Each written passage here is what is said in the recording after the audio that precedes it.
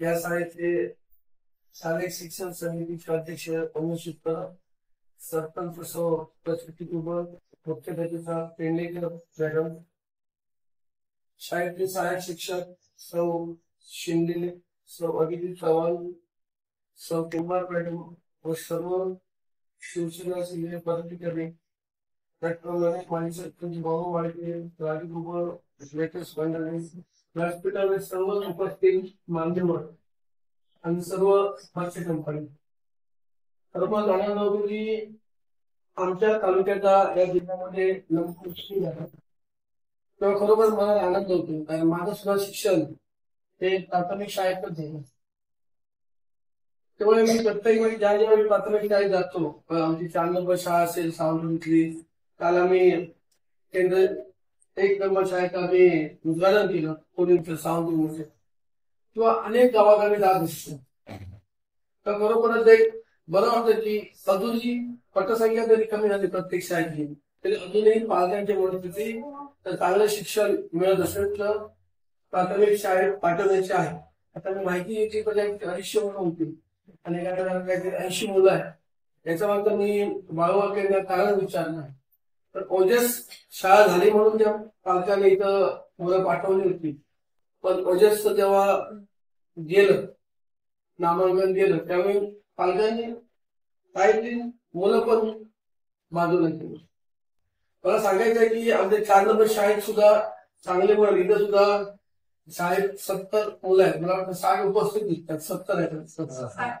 मुलं 60 जण आले म्हणजे आमच्याकडे सुद्धा चांगली आहे. चव्हाण मॅडम मी बघत होतो, चव्हाण मॅडम मुलांना बसत होते म्हणजे काय शिकवतात म्हणून पहिल्या गोष्टीला शिकवणं कठीण असतं कारण ती लहान असतात.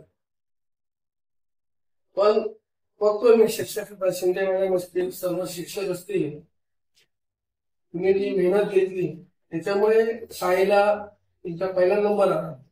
8 तालुक्याचे 8 शाळेत तुम्ही जो पहिला नंबर घेतला सर्व शिक्षक वर्ग किंवा उमेश पडत त्यांचे सर्व सहकारी, सरपंच, उपसरपंच, बाळूवाडके ते सर्व ज्यांनी शाळेला पहिल्या नंबर मध्ये प्रयत्न केला त्यांच्या मनापासून मी अभिनंदन करतो. असंच तुम्ही काम करत आणि बाळूवाडकेंनी आणि सरपंचाने संत म्हणून दाखवली की ती भिंत आहे, ही भिंत पडायला आलेली. तर विचारत ही जी जमीन आहे ती देवस्थानची आहे त्याच्यामुळे काय करता येत नाही तर त्यांनी म्हटलं त्यांनी जास्तीत जास्त ती जी भिंत आहे ते खासदार वापरता येतो का, आमदारांनी वापरता येतो का, आणि त्याच्यात काय नाही राहत तर मी स्वतःची भिंत बांधली हो करता.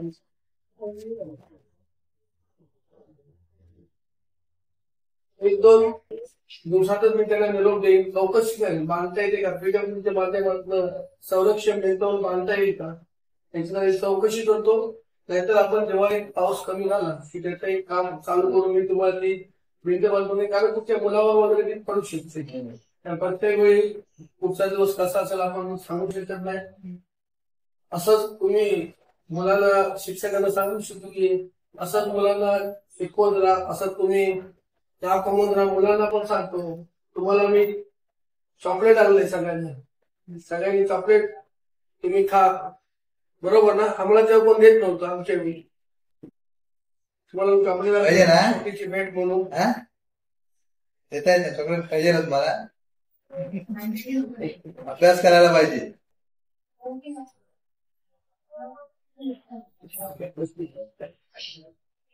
सर्वांनी चॉकलेट घ्या. सर्व मुलांचं पण अभिनंदन. मुलांशिवाय काय पहिला नंबर मिळालेला नाहीये आणि ते तुम्ही आधी नाव शिक्षण नाही पण त्यांचं सुद्धा मला अभिनंदन करतो की त्यांनी सुद्धा प्रयत्न केलेले आहेत. त्यांचे सुद्धा मला अभिनंदन करतो. परत एकदा तुमच्याकडनं जर का तुम्हाला मदत पाहिजे असेल आम्ही निश्चितपणे करू आणि दिलेला शब्द निश्चितपणे मी तो गाडग्याचा पूर्ण करेल अशी तुम्हाला खात्री देतो.